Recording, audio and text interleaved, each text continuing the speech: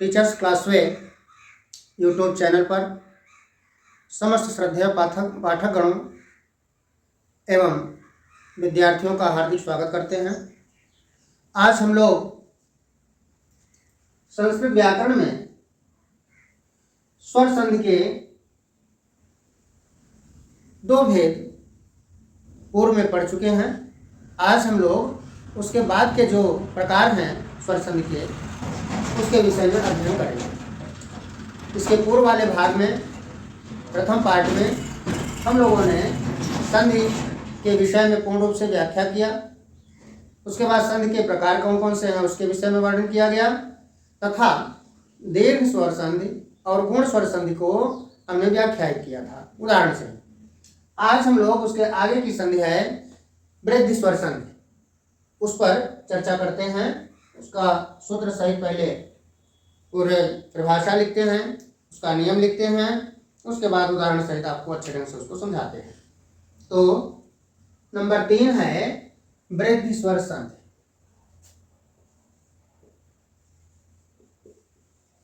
वृद्धि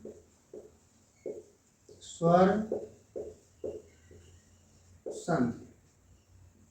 अब वृद्धि स्वर संधि का देखें सूत्र क्या है। इसका सूत्र है वृद्धि रेच। वृद्धि रेच ये सूत्र है आपका।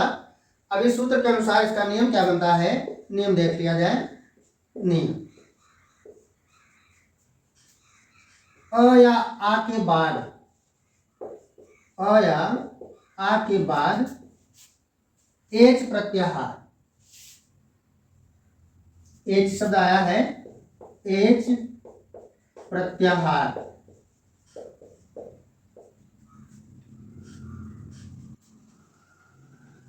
अर्थात ए ऐ ओ औ के आने पर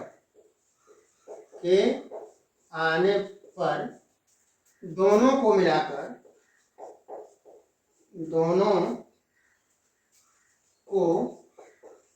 मिलाकर क्रमशः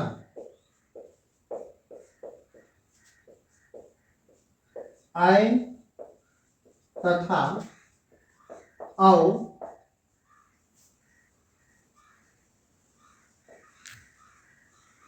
वृद्धि हो जाता है। ये आपका नियम रहा। इस नियम के आधार पर समझ लें कि अ या आ के बाद प्रथम पद के अंत में अ या आ में से कोई वर्ण रहेगा, उसके बाद एच प्रत्याहार का कोई वर्ण रहेगा, अर्थात ए ओंग ऐ औच, ए ओ ऐ औ, इन 4 वर्णों में से कोई वर्ण रहेगा। तो दोनों को मिलाकर के क्रम से, माने अ आ, यहाँ पर मैं आपको सिद्धांत से संबंधित निचोड़ लिख देता हूँ, सारांश लिख देता हूँ। वो इस तरह से है अ आ धन ए ऐ बराबर ऐ, फिर अ आ धन ओ आओ बराबर हो जाएगा आओ। तो ये आए और आओ, यही दोनों वृद्धि संधि के प्रतीक हैं। अब इनका उदाहरण के माध्यम से स्पष्ट और देख लिया जाए, कर लिया जाए। एक उदाहरण हम आपको यहाँ पर देखिए संकेत कर रहे हैं।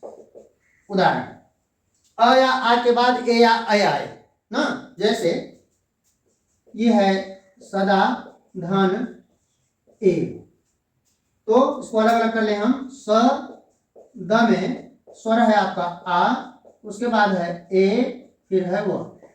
पहले पद के अंत में आप देख रहे हैं कि अ या आ में से कोई वर्ण अर्थात आ आपको मिल गया है, और दूसरे पद के प्रारंभ में ए या ऐ में से कोई वर्ण अर्थात ए आपको मिला है। तो आ और ए, इन दोनों को मिलाने पर सूत्र आपका कह रहा है कि आय हो जाता है।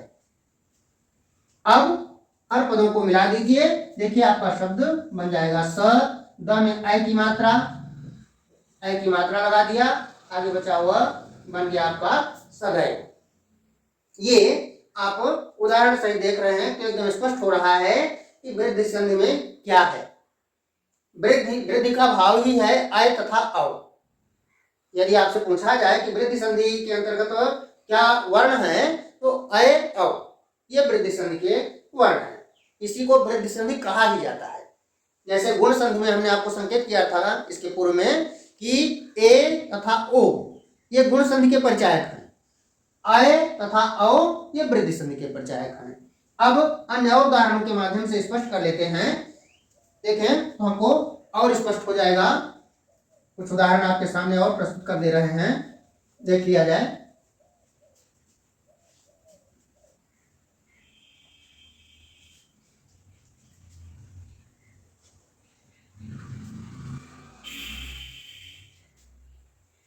ये उदाहरण आप और देख लें अच्छे ढंग से। जैसे एक धन एक, एक धन एक, इसको आप अलग अलग कर लीजिए। ये हो जाएगा ए धन क, व्यंजनांत कर दिया, आगे आपका स्वर आ गया, फिर है ए, उसके बाद है क। तो अ और ए इन दोनों को आपने मिलाया तो आपको मिला आए। अब जोड़ दीजिए तो शब्द आपका देखिए क्या बनता है। ए क में ऐ की मात्रा काय, उसके बाद बचा कह, शब्द आपका बन गया एक ऐ का। इसी तरह से अनेक आप बना सकते हैं। इसे तथा धन एव, इससे बनाना है तो थ में आ की मात्रा, फिर है ए, उसके बाद है वो। आ और ए को आपने जोड़ दिया तो यहां पर हो गया ऐ। अब सबको जोड़ दीजिए तो थ में ऐ की मात्रा हो गई थे, आगे बचा हुआ तथैव शब्द बन गया आपका। इस तरह से अनेक उदाहरण आप स्पष्ट रूप से कर सकते हैं। केवल आपको नियम के अनुसार चलना है। शब्द को देखें, दोनों पदों को देखें, अपने आप स्पष्टता आपके सामने उपस्थित हो जाएगी कि इसमें हमें किस संधि का प्रयोग करना है। इसी तरह से अनेक वर्ण आपको मिलेंगे। जैसे यदा, यदा है, फिर एव है, तो क्या बन जाएगा य द में आ की मात्रा, फिर ए और उसके बाद वह आ और ओ को मिला दिया, ऐ हो गया। शब्द आपका क्या बन गया य द में ऐ की मात्रा वह यद है। इस तरह से अन्य कोई भी अनेक आप वर्णों को शब्दों को बना सकते हैं। केवल वर्णों को देखना है आपको कि पहले पद के अंत में अ या आ है या नहीं है, दूसरे के प्रारंभ में ए या ऐ है कि नहीं है। जब ये आपको स्पष्ट हो जाएगा तो अपने आप स्पष्ट आपका शब्द बन जाएगा, उसमें किसी प्रकार की कोई असुविधा नहीं होगी। तो इस तरह से ए और ऐ का संकेत रहा। अब आगे हम आपको संकेत कर रहे हैं ओ और ओ। अब ओ और अ से संबंधित उदाहरण देख ले हैं। ओ और अ, ओ और अ का उदाहरण देखें, आपके पास अनेक उदाहरण हैं। जैसे वन धन औषधम, ये वन धन औषधम। तो यहां पर आप कर लें व न में से अ को निकाल लिया, फिर आपका है आओ, उसके बाद है श, फिर है ध और उसके बाद है म। अब पहले पद के अंतिम वर्ण को ले लिया, दूसरे के प्रारंभिक वर्ण को ले लिया अ औ, इन दोनों को मिलाते हैं तो सूत्र हमारा कह रहा है कि औ हो जाता है। अब हर पद को मिला लीजिए आप, देखिए एक शब्द आपका स्पष्ट बन जाएगा। वह न में अ की मात्रा लग गई, नौ, आगे है श, फिर है ध, उसके बाद है म, वनौषधम, वन धन औषधम वनौषधम। इस तरह से अनेक शब्दों को आप स्पष्ट रूप से बना सकते हैं। और शब्द देखा जाए, और कई उदाहरण हम आपके सामने प्रस्तुत कर दे रहे हैं, वो आप देखिए। जैसे जल, ये संकेत देख लें। जैसे जल धन ओघ, ये है। अब यहां पर है ज ल में अ की मात्रा है, फिर है आपका ओ और उसके बाद है घ। अब अ और ओ को मिलाया आपने तो आपको मिल गया औ। अब हर पद को मिला दिया तो ज ल में औ की मात्रा लग गई, लव आगे है घ, बन गया आपका जलौघा। इस तरह से अनेक शब्दों को आप स्पष्ट रूप से बना सकते हैं, किसी प्रकार की कोई आपको उसमें असुविधा नहीं होगी। जैसे और एक आध उदाहरण हम आपको स्पष्ट कर देते हैं। महा, धन, औदार्यम, ये है। तो यहां पर हो जाएगा म, ह में आ की मात्रा आपने स्पष्ट निकाल लिया, फिर है औ, उसके बाद है दा, फिर है य, फिर म। आ और औ को आपने एक साथ जोड़ा तो जोड़ने पर आपको मिला औ की मात्रा। अब देखिए क्या शब्द बनता है। म, ह में औ को जोड़ दिया, महौ, फिर है दा, रिय, महौदार्यम। इस तरह से देखेंगे आप तो स्पष्ट कई शब्द, जितने भी इस तरह के पद मिलेंगे आपको, अनेक शब्द इससे आपके बन जाएंगे। ये आप अच्छे ढंग से स्पष्ट रूप से समझ गए होंगे।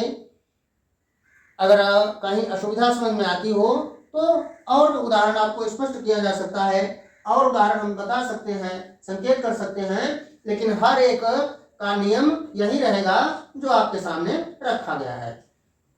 जैसे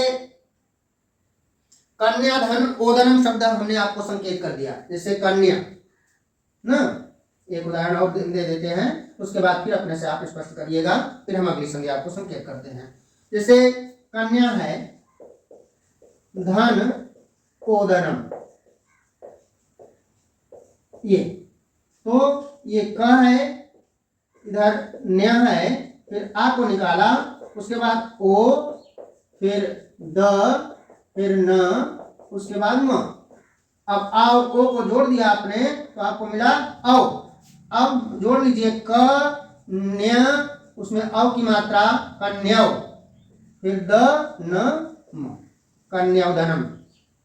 इस तरह से आप देख रहे हैं कि पहले पद के अंत में अ या आ मिले, दूसरे पद के प्रारंभ में ऐ मिले अथवा ओ औ मिले।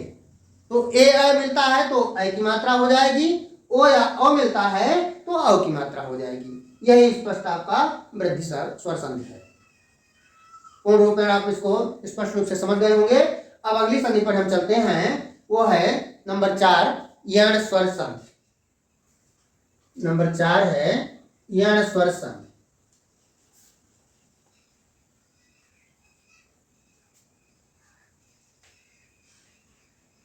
अब यण स्वर संधि को सूत्रवत लिखते हैं, उसका नियम लिखते हैं, उसके बाद उदाहरण उसका स्पष्ट आपके सामने प्रस्तुत करते हैं।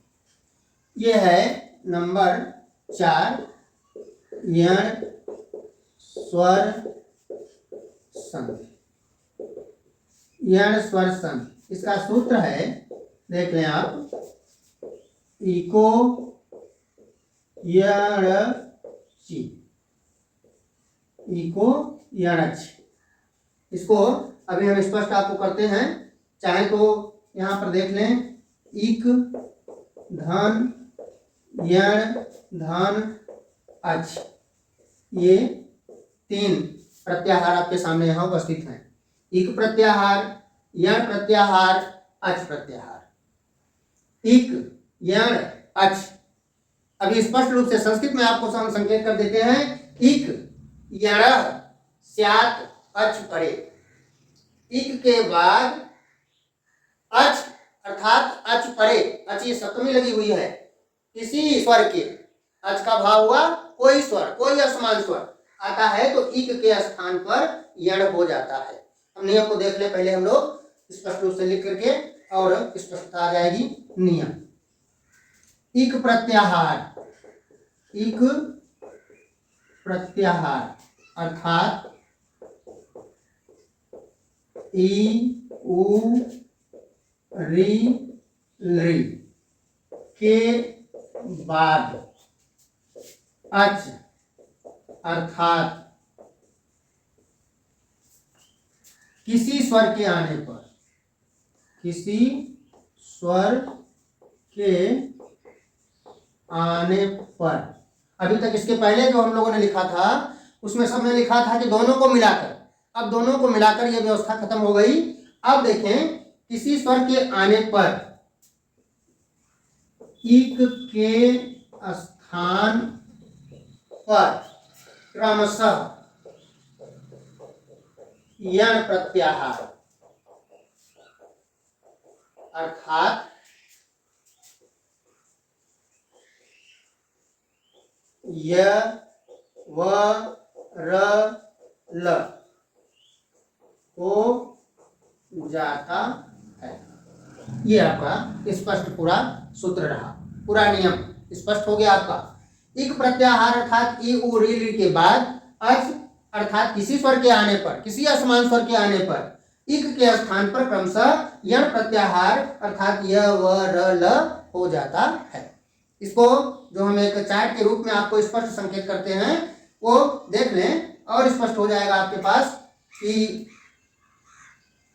ई उ री लृ धन असमान स्वर, असमान स्वर।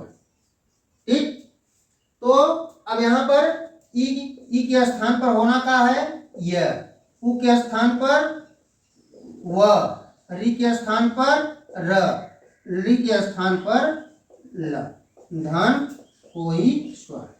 ये आपका सामान्य रूप से नियम रहा। ई उ री ली के बाद किसी स्वर के आने पर ई के स्थान पर य, उ के स्थान पर व, री के स्थान पर र तथा ली के स्थान पर ल हो जाता है। ये पूरा इस चार्ट के माध्यम से आपको स्पष्ट समझ में आ रहा है, स्पष्ट आप देख रहे हैं। अब इसी को उदाहरण के रूप में हम लोग देखते हैं, एकदम और स्पष्टता हो जाएगी। हर वर्णों के विषय में जितने भी 4 वर्ण दिए गए हैं हर एक के उदाहरण हम स्पष्ट रूप से आपको एक एक दो करके संकेत कर देते हैं, आपको पूर्ण रूप में स्पष्ट समझ में आ जाएगा। इतना समझ गए होंगे। आगे अब उदाहरण हम आपको संकेत करते हैं। उदाहरण के रूप में देखा जाए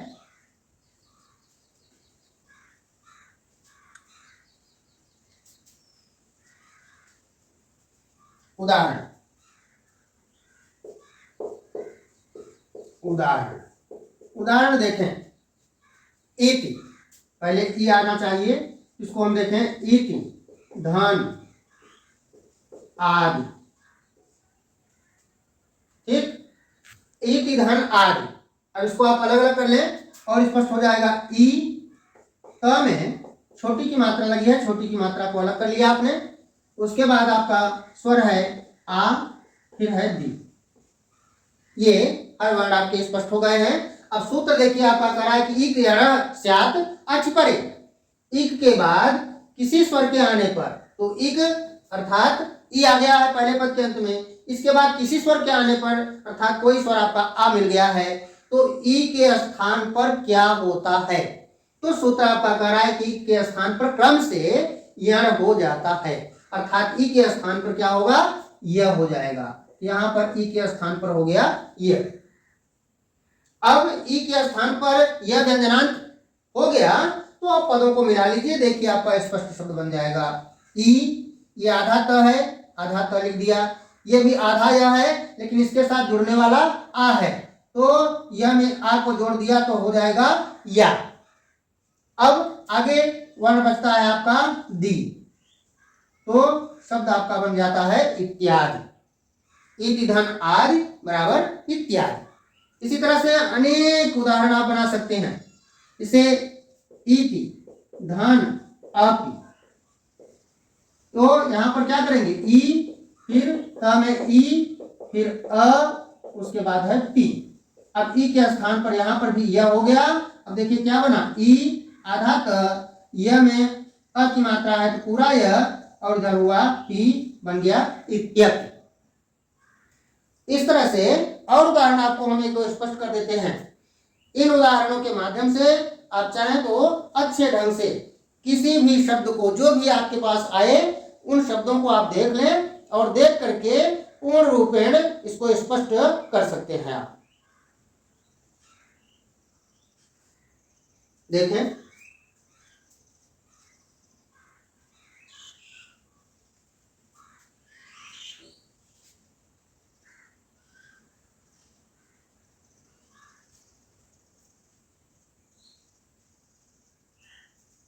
ये एक उदाहरण आप और देखिए इसका करते हैं।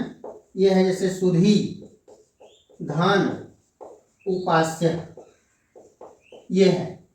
अब देखिए ये है सु, ये ध में बड़ी की मात्रा लगी है। ई जो है, ई रहे चाहे बड़ी ई रहे, दोनों एक ही काम करेंगे।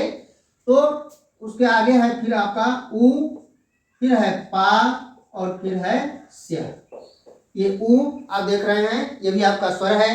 इधर ई मिला तो पहले पद के अंत में ई मिला, दूसरे पद के प्रारंभ में उ स्वर मिला, तो ई के स्थान पर यहां पर भी क्या होगा, ये। अब देखें जोड़ा जाए तो जोड़ने पर देखिए क्या शब्द मिल रहा है हमको। सु, ये आधा ध है, आधा ध लिख दिया। यह है, यह में उ की मात्रा लगाना है आपको, तो ये यह लिखा, उ की मात्रा लगा दिया। शुद्ध्यु, आगे आपका है पा फिर स्या, शब्द आपका बन गया शुद्ध्युपास्य। इस तरह से स्पष्ट रूप में कोई भी आपको पद मिले, आपको अपने नियम के आधार पर चलना है। कोई भी यहाँ मात्रा हो, उसी मात्रा को आप इसके आधार पर लगाइए, आपका स्पष्ट शब्द अपने आप बन जाएगा, तैयार हो जाएगा। अब आगे चलते हैं। ई के बाद है यह, ई का यह हुआ। अब ई के बाद ई उ वाला उदाहरण आप देखें, उ से संबंधित उदाहरण, जैसे प्रचलित उदाहरण है आपका सु, धन, आगतम, ये। अब इसमें देखें स को हलन कर लिया, उ की मात्रा को निकाल लिया, फिर आगे आ, फिर ग, फिर त, फिर म। अब सूत्र देखिए कह रहा है कि पहले पद के अंत में अगर उ आ रहा है, आगे कोई स्वर आ रहा है, तो उ के स्थान पर क्या होता है। सूत्र आपका स्पष्ट कर रहा है कि उ के स्थान पर वह हो जाता है। तो अब इसको जोड़ लीजिए। देखिए आधा स है, आधा स आपको लिखना होगा, वह में आ की मात्रा लग जाएगी तो हो जाएगा वाह, फिर आगे बचा ग, त, म, शब्द आपका बन गया स्वागतम। स्पष्ट आप देख रहे हैं, कहीं किसी प्रकार की आपको कोई असुविधा नहीं हो रही है। स्वागतम। जैसे और उदाहरण आप देख लें, जैसे मधु, धन, अरि, यहां पर म, ध में उ की मात्रा, फिर है अ, और उसके बाद है री। ठीक है, उ के स्थान पर आपने वह कर दिया। अब जोड़िए, देखिए क्या बनता है। म, आधा ध, वह में अ की मात्रा पूरा, मध्व, और आगे मिला री, मध्वरी। इस तरह से आप देखेंगे तो स्पष्ट आपके शब्द तैयार हो जाएंगे। मध्वरी, स्वागतम, मध्वरी, इस तरह से इत्यपि अनेक आप शब्दों को बना सकते हैं।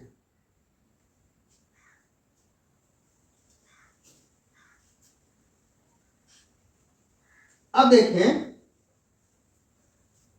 ई उ हो गया आपका।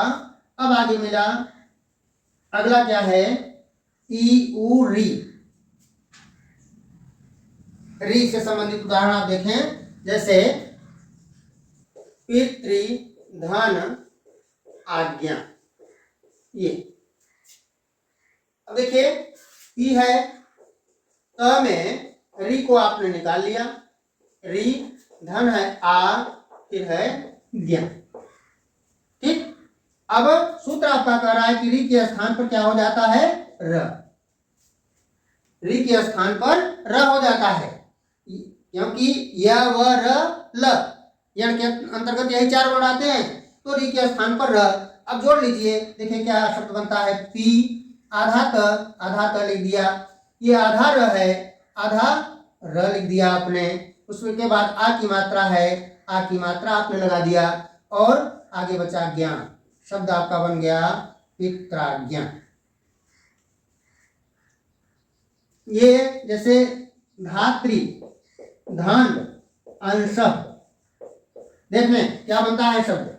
यह है आपका धा, त में री है, उसके बाद अंग की मात्रा है, फिर है श, धात्रंश, चाहे आप विसर्ग लगा दें, श हो जाएगा। ये बन जाएगा आपका। पहले देख लें कि री के स्थान पर होता क्या है। तो री के स्थान पर होता है र। अब देखिए, धा आधा त आधा र, अंग की मात्रा, अंग की मात्रा आपने लगा दिया, धात्रन, उसके बाद श बचा, शब्द बन गया आपका धात्रंश। इस तरह से अनेक उदाहरण आप बना सकते हैं। इससे पितृधन आज्ञा है, इसी तरह से मातृ, मातृ से भी बना लीजिए आप, अनेक उदाहरण आपका स्पष्ट बन जाएगा।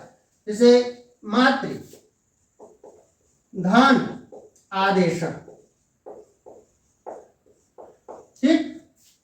तो यहां पर हो जाएगा मां, त में से री को निकाल लिया आपने, आगे है आ, फिर है दे, फिर है श। अब यहां पर री के स्थान पर आपने सीधा कर दिया र। अब जोड़ लीजिए, मां, त आधा त आधा र, आ की मात्रा मात्रा हो गया, फिर दे और बना श, शब्द आपका बन गया मात्रा देश। इस तरह से आप स्पष्ट हो गए होंगे कि जिसमें पहले पद के अंत में री आए और आगे कोई स्वर आए, उससे बने हुए शब्द इस तरह से स्पष्ट आपको परिलक्षित होंगे, दिखाई देंगे। अब एक चीज और बचा है, वो चौथा है क्या, लरी, ई उ री लरी। लरी के स्थान पर सूत्र कह रहा है ल हो जाता है। तो लरी के स्थान पर ल देखें कैसे होता है। जैसे उदाहरण आप देख रहे हैं तो आपको स्पष्ट हो जाएगा। जैसे लरी, लरी शब्द है धन आकृति, ये शब्द हमको जैसे मिल गया। अब देख रहे हैं पहले ही पद में लरी, अपने आप लरी ही केवल मिल रहा है, आगे पीछे कुछ नहीं है, तो सूत्र आपका अपने आप स्पष्ट है। यहाँ पर चाहे तो अलग कर लें, न भी करेंगे तो आपको कोई दिक्कत नहीं होगी, क्योंकि उसमें केवल एक ही वर्ण है, ये लरी केवल है। अब लरी के स्थान पर क्या होगा, आगे आ स्वर आया है, तो सूत्र आपका कह रहा है कि लरी के स्थान पर हो जाता है ल। हलंत ल, इसका ध्यान रखेंगे, अगर हलंत आप नहीं लगाएंगे तो आप इस नियम से हट जाएंगे और शुद्ध पद को आप नहीं बना पाएंगे, ये ध्यान रखना है आपको। तो लरी के स्थान पर हो जाता है ल। अब ल में आ को जोड़ेंगे आप तो हो जाएगा ला, आगे है क्री, फिर है ती, तो बन जाएगा लाकृति, लरी धन आकृति लाकृति। इसी तरह से जैसे लरी धन अकार, ये शब्द हमको मिल गया, तो यहां पर भी वही स्थिति बन रही है, री धन अ धन का और फिर र, तो लरी के स्थान पर आपका हो गया ल। अब ल में अ को जोड़ दिया, पूरा पूरा ल, आगे मिला का, फिर है ल र, ये शब्द आपका बन गया लकार, लकार। तो इस तरह से आप देख रहे हैं कि अंतिम वर्ण जो आपका है लरी, लरी के बाद किसी असमान स्वर के आने पर क्या बनता है, ये स्पष्ट आपके सामने है। ये पूरा यण स्वर संधि का आपको विधिवत सूत्रवत नियम के साथ उदाहरण सहित स्पष्ट समझा दिया गया। आशा है कि पूर्ण रूप में आपको समझ में आ गया होगा, किसी प्रकार की आपको कोई असुविधा इसमें नहीं होनी चाहिए। अब हम लोग एक सूत्र आगे बच रहा है जो अयाज स्वर संधि है, लेकिन अयाज के बाद फिर पूर्व रूप है, पर रूप है, ये तीन संधियां हैं। अगले भाग में हम लोग अयाज स्वर संधि, पूर्व रूप स्वर संधि और पर रूप स्वर संधि, इसके विषय में अध्ययन करेंगे। आज इतना ही, आप लोग अच्छे ढंग से इसको तैयार कर लें विधिवत, कहीं किसी प्रकार की आपको कोई असुविधा नहीं होगी। इसके बाद फिर अगले भाग में हम लोग अगली संधि को लेकर के आएंगे। धन्यवाद।